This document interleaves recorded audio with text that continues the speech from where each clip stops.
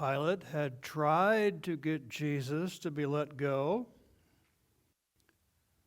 Every year they had a Passover pardon. He made the offer. They could choose Barabbas or Jesus. From about 200 A.D., they thought Barabbas's name was Jesus Barabbas. Not sure whether that's right or not, but if so, it was, do you want Jesus Barabbas or Jesus Christ? He tried. He did not agree. What evil has he done? In last week's section, Matthew 27. But when he tried to release him, the enemies used what they would call a political action committee. You are no friend of Caesar. And there actually was a group called the Friends of Caesar. Pilate washed his hands. This was a Roman custom. He displayed that he was not personally in favor of this. We looked at the first part of Matthew 27:26 last week because we talked about Barabbas. But we're going to go back to Matthew 27:26 now and talked about the scourging of Jesus, which we didn't do last time. So Matthew 27:26. Then he released Barabbas for them. But after having Jesus scourged, he handed him over to be crucified. The law of Moses limited whippings to 40 stripes. To be careful, they wouldn't hit 40. They had 13 straps.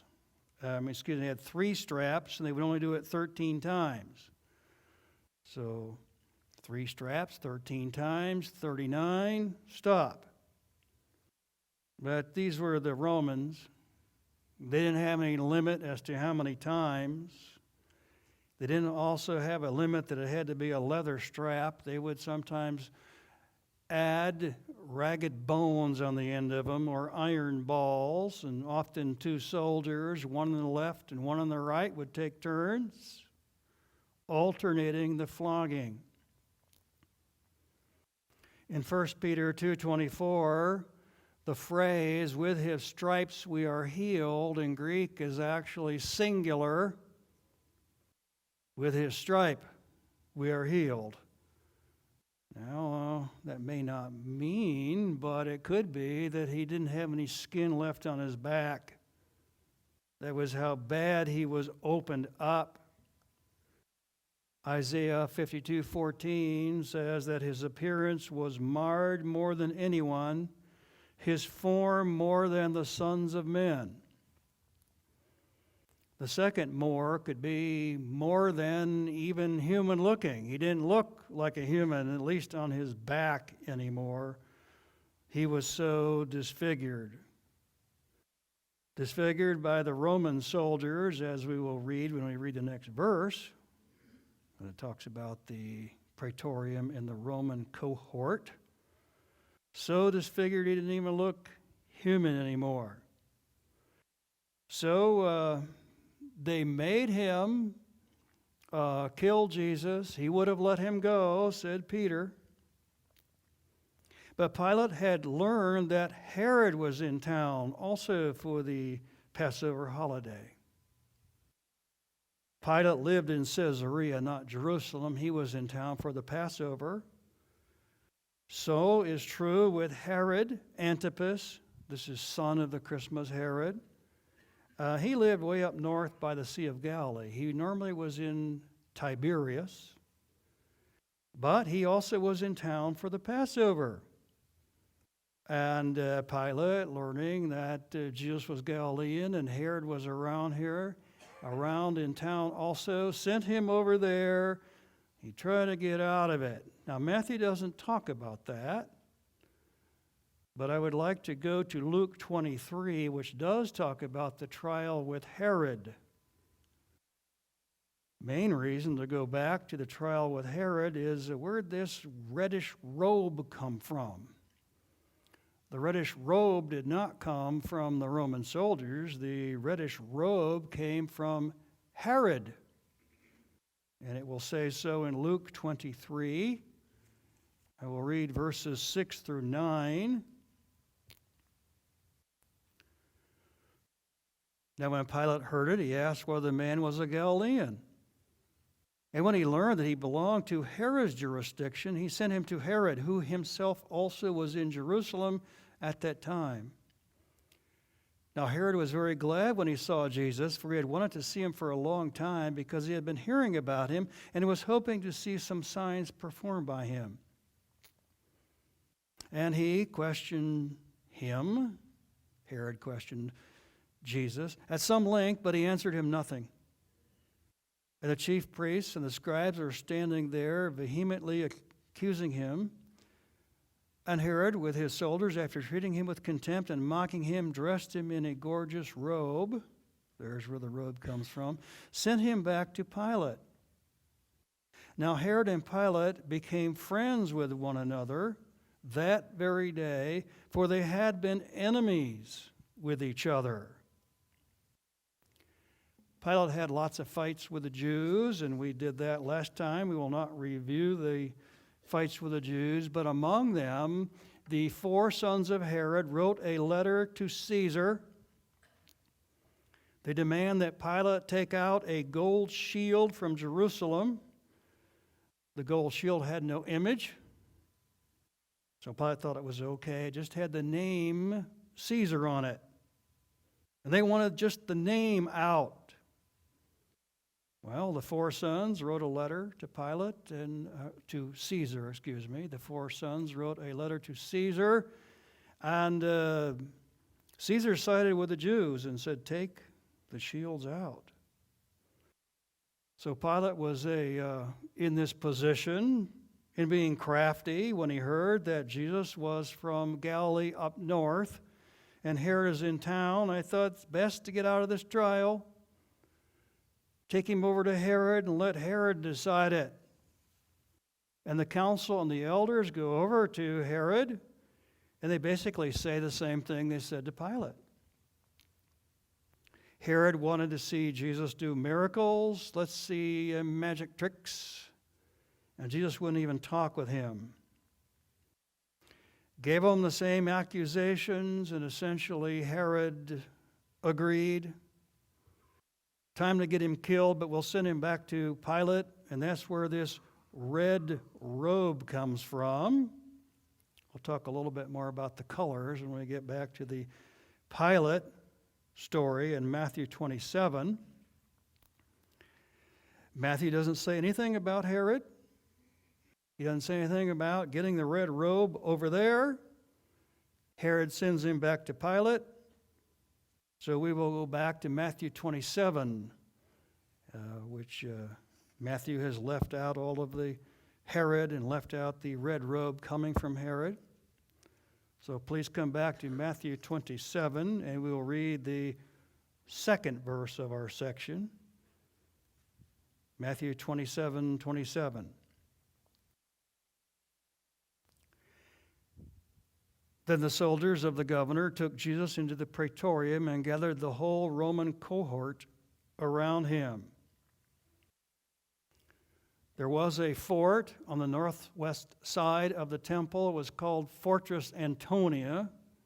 And you got Antony and Cleopatra. So Fortress Antonia by the temple, and it was up high, and they could look down into the temple. Later they will run down to protect Paul, who's being charged with bringing a Gentile into the temple. Soldiers were close by, and there was a place of the Roman soldiers on the corner of the temple. So many think that that's where this took place, this beating and these trials. But I think Pilate and Mrs. Pilate would not stay in a soldier's barracks for the holiday. There was another place. It was built by the Christmas King Herod as a palace in Jerusalem. At the time of Jesus, this palace in Jerusalem was vacant. So most of the time, no one was there. It seems like Governor and Mrs. Pilate would stay in old Herod's palace. Matthew 27 does not say it's a palace, but Matthew 15:16 does use the word palace. So I would put it in Herod's old palace, which is actually closer to Calvary, closer to Golgotha. The high priests and elders had woken Pilate up and wanted him to go out. I would imagine it was in Herod's old palace on a cold day. In terms of how many people were there, it says a cohort of Roman soldiers. We're more familiar with legion. A legion is 6,000. A cohort is 1/10. If it had a full number of soldiers, it would be 600.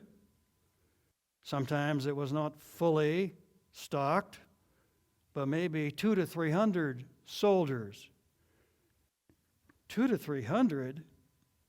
Well, what are they going to do with 200 or 300? When we think of Jesus carrying the cross to Calvary, maybe 200 or 300 soldiers along what we might call the parade route, Latin Via Dolorosa, which we'll talk a little bit more in a minute. Before they put him on the cross, they mistreat him, and that's verses 28 through 31. And they stripped him and put a scarlet robe on him, which probably came from Herod. After twisting together a crown of thorns, they put it on his head and a reed in his right hand, and they knelt down before him and mocked him, saying, "Hail, King of the Jews!" They spit on him and took the reed and began to beat him on the head. And after they had mocked him, they took off the scarlet robe and put on his own garments back on him and led him away to crucify him. The accusation was that he was the Son of God. He was also the King of the Jews. And since the accusation he was the King of the Jews, and he told Pilate he was the King of truth, this is how the soldiers are treating him, like a king. They're in the old palace. So when they did their mockery, there has a kingly aspect to it. They put the crown of thorns on his head. They had him hold, it's always translated reed, I would just say a stick. Hold this stick, there's your scepter, you're the king. This is the kind of king that the Jews deserve, so hail, King of the Jews, because the Roman soldiers didn't like the Jews. And this is a very suitable king for them. Isaiah 50, verse 6 says he gave his back to those who would strike him. Smite, I think, is the older translation. The cheek to those who would pull out his hair, his face to spitting. Now, later in the day, when it got dark all of a sudden, there was an earthquake, and the veil in the temple ripped in two. Later in the day, a Roman soldier will say, "Truly this was the Son of God." That will be later. That's in verse 54.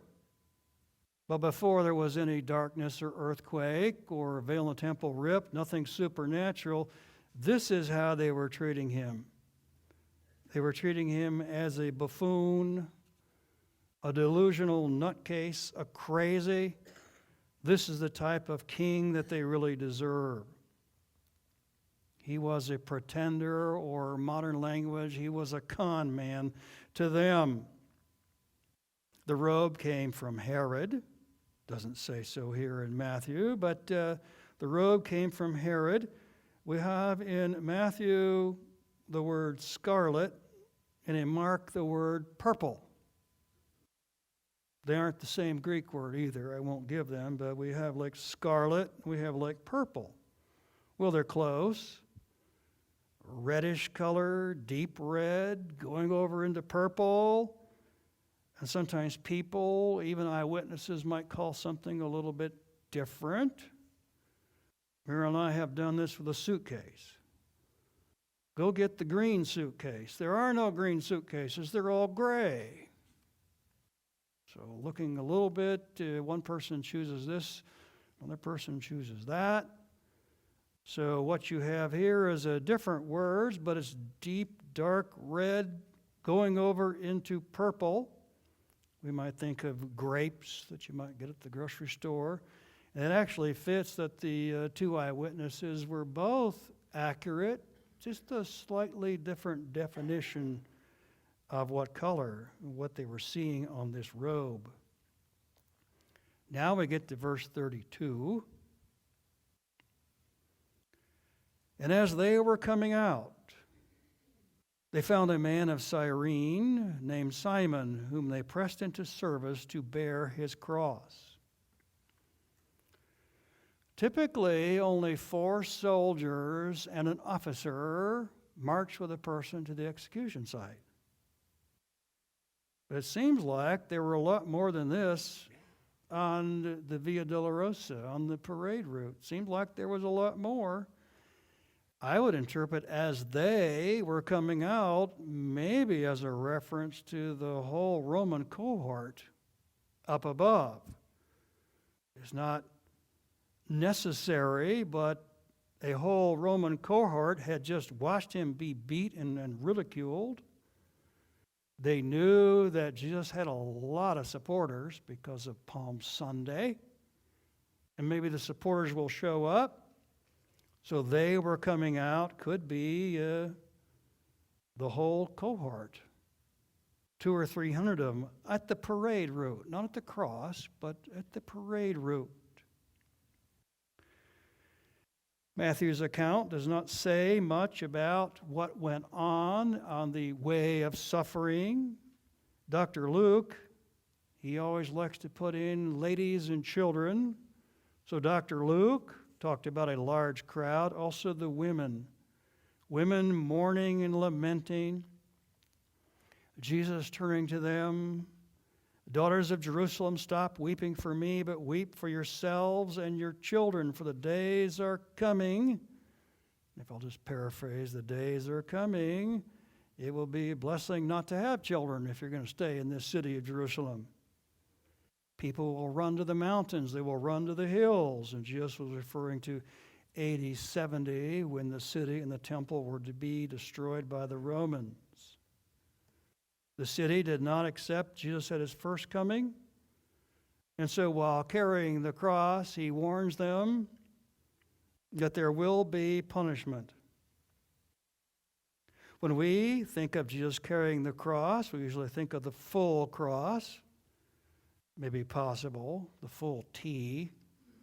But most of the time, the poles were already upright at the execution site. And those condemned would be carrying just, we call it the beam or the top of the T. Still, that would be heavy enough. A lot of us probably have picked up a railroad tie.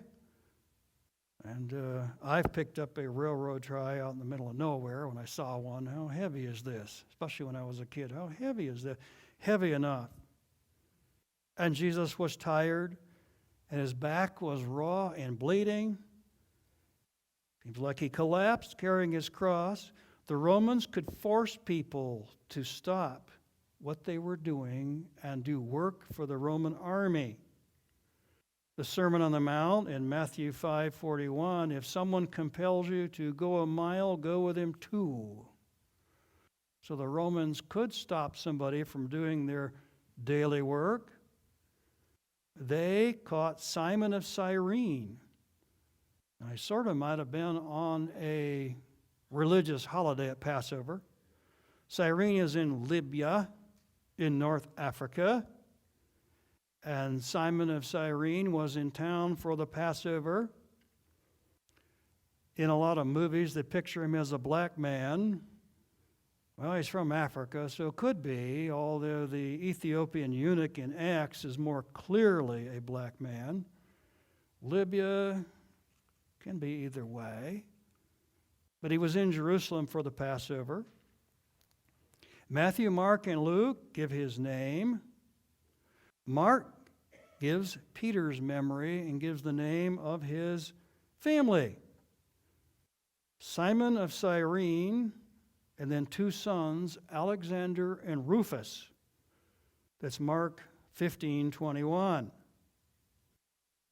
Often people named in the Gospels became Christians, and that's why they get their name, particularly common people who are not famous.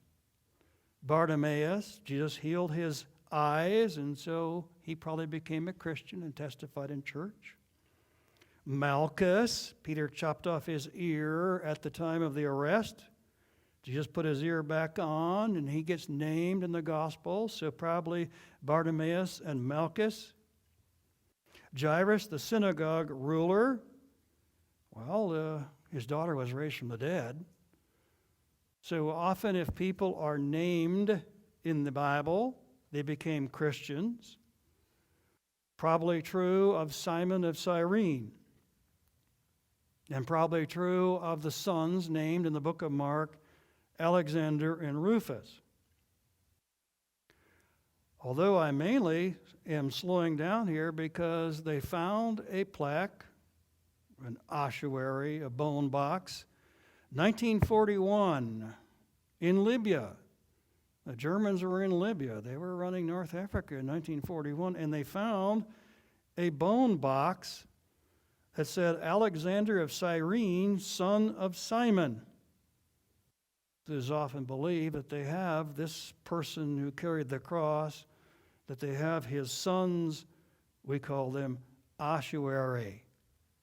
And while we're listing ossuaries, probably Simon of Cyrene's son, more definitely Caiaphas, and more recently, James, son of Joseph, brother of Jesus.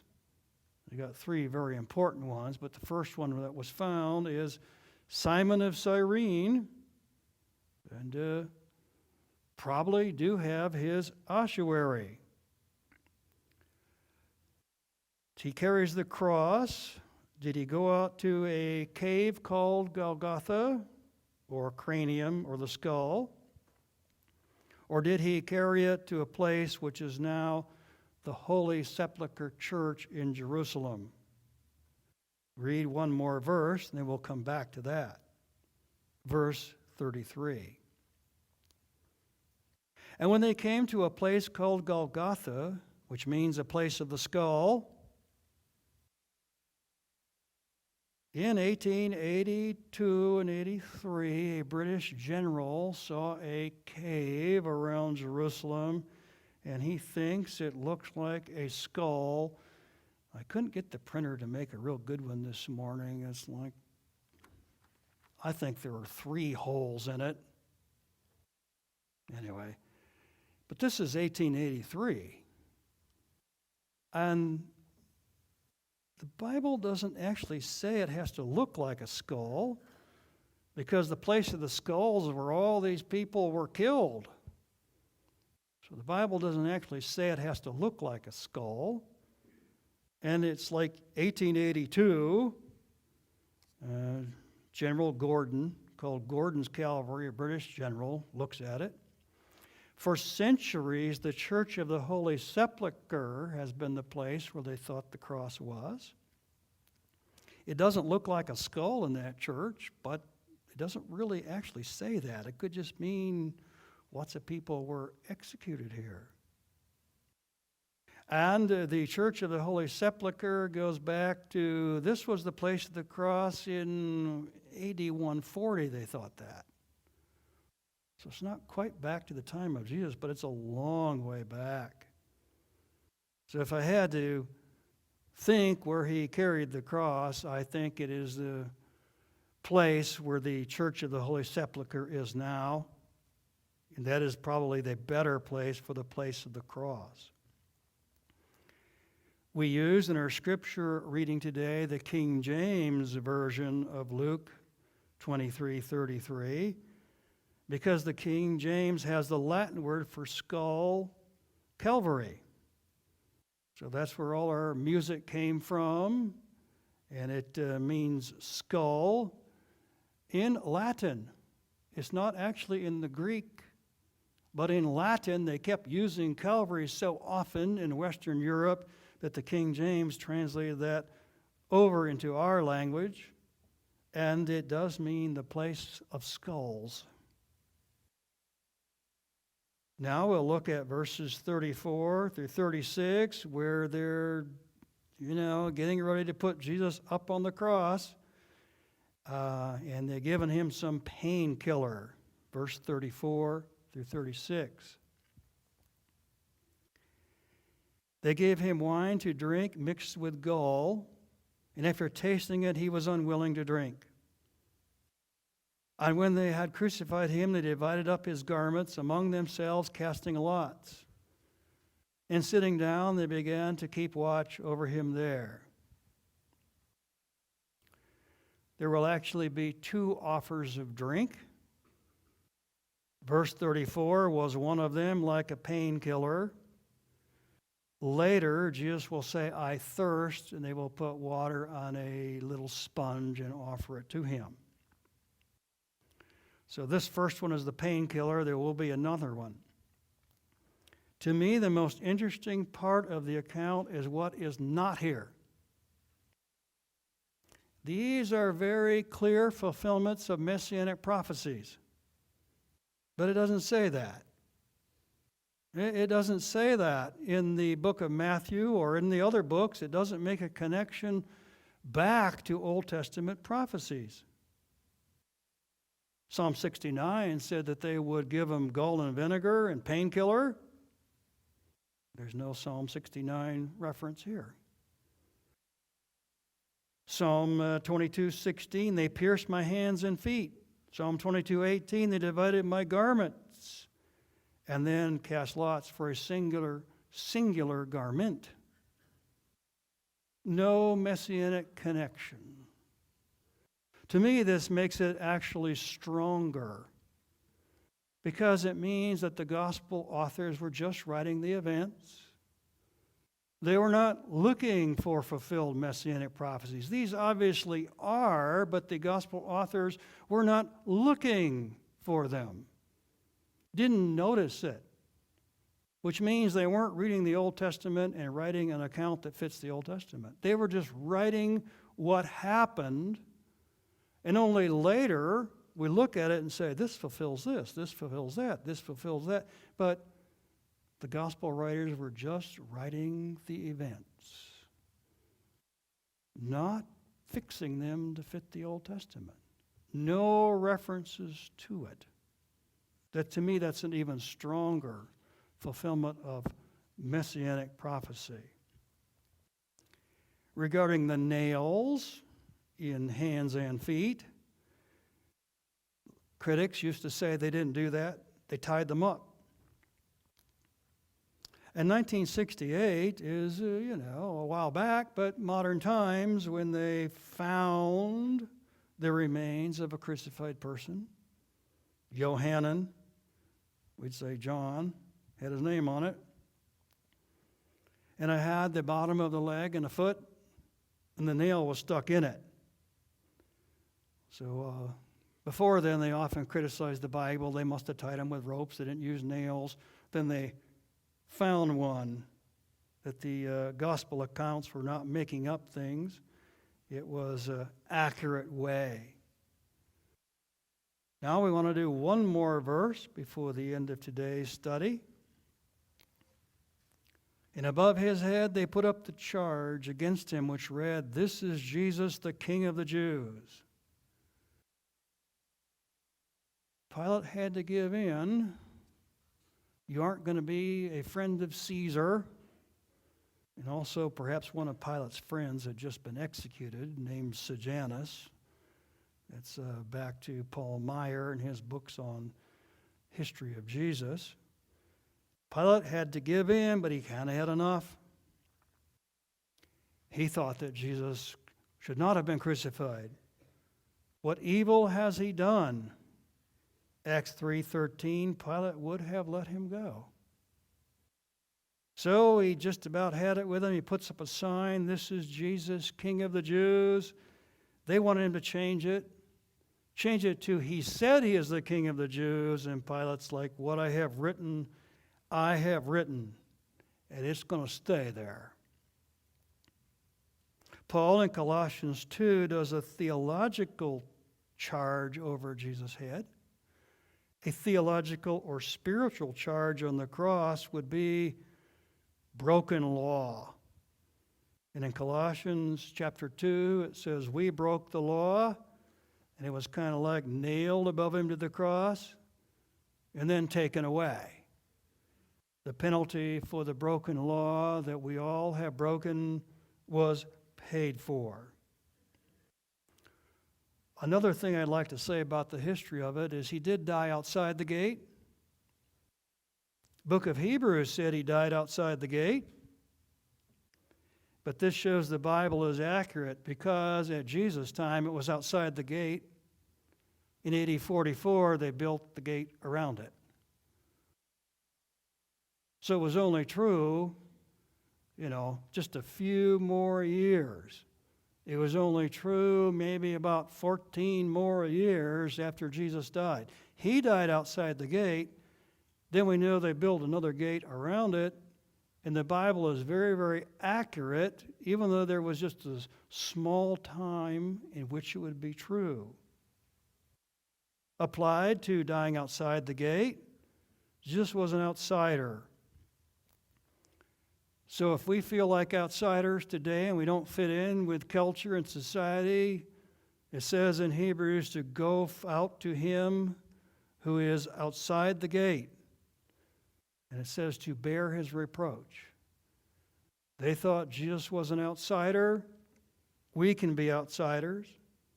If they make fun of Jesus and they make fun of us, still stand beside him as an outsider. If they don't accept us, they didn't accept him. We'll do more on Jesus' death on the cross next time. Will the musicians please come?